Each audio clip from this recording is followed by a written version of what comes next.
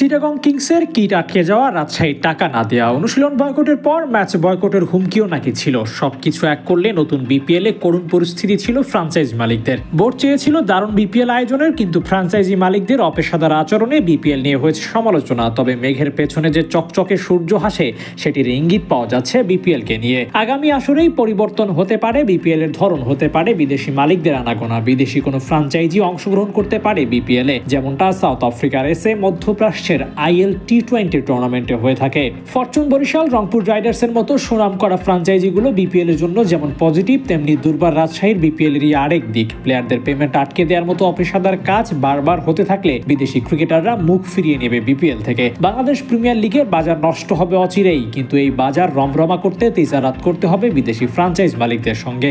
শিডিউলের স্থায়িত্ব এনে নামকরা ক্রিকেটারদের বাধাহীনভাবে বিপিএল এ নিয়ে আসতে হবে। পেমেন্ট ইস্যুর মতো কোনো অপেশাদারিত্ব কাজ বিপিএল এ যেন আর না হয়, সেদিকেও নজর রাখতে হবে বিপিএল গভর্নিং বডিকে। তাহলেই যদি ফিরে পাওয়া যায় বিপিএল এর হারানো জৌলুস, অন্তত বদনাম যেন না হয়, সেটি থাকবে মূল লক্ষ্য। বিদেশি মালিকরা ফ্রাঞ্চাইজ কিনলে বেশি লাভের মুখ দেখবে বিপিএল। প্রথমত দল বাড়বে বিপিএল এ, বাড়বে স্পন্সরের হিড়িক। বিদেশি ক্রিকেটারদের আনাগোনায় মুখরিত হবে ক্রিকেট পাড়া। বিসিবি যে জন্য বিপিএল আয়োজন করতে চায়, সে আশা পূরণ হবে। বাংলাদেশ ক্রিকেট বোর্ড যদি বিদেশি মালিকানায় ফ্রাঞ্চাইজি সত্ত্ব বিক্রি করে, তাহলে দেশের ক্রিকেটের উন্নয়ন হবে, যা বিগত দিনগুলোতে হয়নি। চাহিদা আর সক্ষমতা মিলিয়ে নতুন বিপিএল দেখতে পারবে দর্শকরা, আর এজন্য প্রস্তুতি নেওয়ার সঠিক সময় এখনই।